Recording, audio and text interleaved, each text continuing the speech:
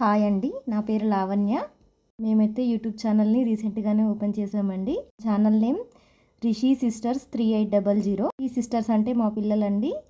మంచి మంచి వీడియోస్తో మీ ముందుకు వచ్చారు, మంచి డ్యాన్స్లతో వచ్చారు. ఈరోజు మా పిల్లలు గులాబ్ జామ్ చేయమని నన్ను అడిగారు. ఏమండి వీడియో సపోర్ట్ చేయండి. ఈరోజు మంచి రెసిపీతో మీ ముందుకు వచ్చాను. గులాబ్ జామ్ అండి, ఎంటీఆర్ గులాబ్ జామ్ ఎలా ప్రిపేర్ చేసుకోవాలో చూడండి ఒకసారి. ఒక చిన్న గిన్నెను తీసుకొని దాంతో మనం మెజర్మెంట్స్ చూసుకోవాలండి. కప్స్తో 2 కప్స్ గులాబ్ జామ్ పౌడర్ అయితే మనకు వస్తుందండి. ఏ కప్తో అయితే మనం పిండిని కొలుస్తామో ఆ కప్తోనే షుగర్ కూడా తీసుకోవాలండి. దీంతో నాకైతే 2 కప్స్ వరకు వచ్చింది గులాబ్ జామ్ పౌడరు. తర్వాత వీటిలో కాచి చల్లార్చిన పాలనైతే యాడ్ చేస్తూ కొద్ది కొద్దిగా కలుపుకోవాలండి. ఒకేసారి అయితే పాలు పోయొద్దు, కొంచెం కొంచెంగా వేస్తూ స్మూత్గా కలుపుకోవాలి. పాలతోనే కాకుండా వాటర్ కూడా యాడ్ చేసుకోవచ్చండి, కానీ నేను పాలతోనే కలుపుకున్నాను.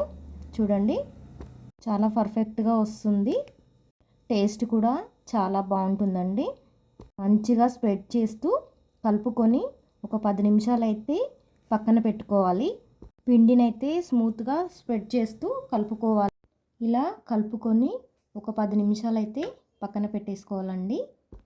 ఆ తర్వాత మనము స్టవ్ వెలిగించి ఒక గిన్నెలో అయితే మనము ఏ కప్పుతో అయితే పిండిని కొలిచామో అదే కప్పుతో షుగర్ కూడా యాడ్ చేసుకోవాలి. మనకి పిండి 2 కప్స్ వచ్చిందండి. 2 కప్స్కి 4 కప్స్ షుగర్ యాడ్ చేసుకోవాలి. అలాగే వాటర్ కూడా 4 కప్స్ వేసుకోవాలండి. ఆ తర్వాత స్టవ్ వెలిగించి మీడియం ఫ్లేమ్లో పెట్టాలండి. హై ఫ్లేమ్లో పెట్టొద్దు. షుగర్ కరిగే వరకు కూడా ఫ్లేమ్లోనే పెట్టాలి. 4 to 5 minutes టైం పడుతుంది మనకి. పాకం అనేది మనకు తీగ పాకం అవసరం లేదండి, నార్మల్గా ఉంటే చాలు. షుగర్ మొత్తం కరిగిపోయింది. ఆ తర్వాత యాలకుల పౌడర్ వేసుకోవాలి. మంచి ఫ్లేవర్ వస్తుందండి, చాలా బాగుంటుంది. అలాగే ఒక 4 to 5 minutes మీడియం ఫ్లేమ్లో పెట్టండి. మనం ముందుగా ప్రిపేర్ చేసుకున్న ఈ గులాబ్ జామ్ పిండిని అయితే చిన్న చిన్న బాల్స్ లాగా స్మూత్గా చేసుకోవాలండి. మరీ పెద్దగా చేసుకోవద్దు, చిన్నగా చేసుకుంటే మనకి ఆయిల్లో వేసేసరికి పెద్దగా అయిపోతాయండి అవి. మనకి ఈ పిండితో అయితే ఒక 20-22 వరకు అయితే వస్తాయండి గులాబ్ జామ్స్. చూడండి, స్మూత్గా చిన్న బాల్స్ లాగా పిండి మొత్తం కూడా ఇలాగే చిన్న చిన్న బాల్స్ లాగా చేసుకోవాలండి. ఆ తర్వాత పాకం అనేది మనకి అయిపోవచ్చిందండి. స్లిమ్లో వేసుకొని ఇలా పాకం వచ్చిన తర్వాత తీసి పక్కన పెట్టి అదే స్టవ్ పైన ఒక కడాయి పెట్టుకొని అందులో ఆయిల్ వేసుకోవాలి. డీప్ ఫ్రైకి సరిపోయేటట్టుగా వేసుకోవాలండి. స్టవ్ని స్లిమ్లో పెట్టి మనం ప్రిపేర్ చేసుకున్న ఈ గులాబ్ జామ్లని ఫస్ట్ కొద్ది కొద్దిగా వేస్తూ డీప్ ఫ్రై చేసుకోవాలండి. అన్నీ ఒకేసారి వేయొద్దు. చూడండి, ఆయిల్ వేడెక్కిందా లేదా అని తెలుసుకోవడానికి చిన్న పిండి ముద్దనైతే వేసుకోవాలి. మనకు తెలిసిపోతుంది ఆయిల్ వేడెక్కిందని. ఆ తర్వాత మనము ఈ గులాబ్ జామ్లను కొద్ది కొద్దిగా కొన్ని వేస్తూ డీప్ ఫ్రై చేసుకోవాలి.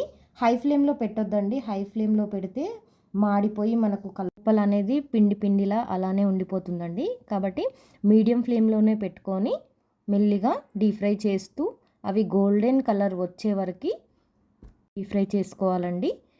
ఇలానే అన్నీ కూడా డీప్ ఫ్రై చేసి పక్కన పెట్టుకోవాలండి.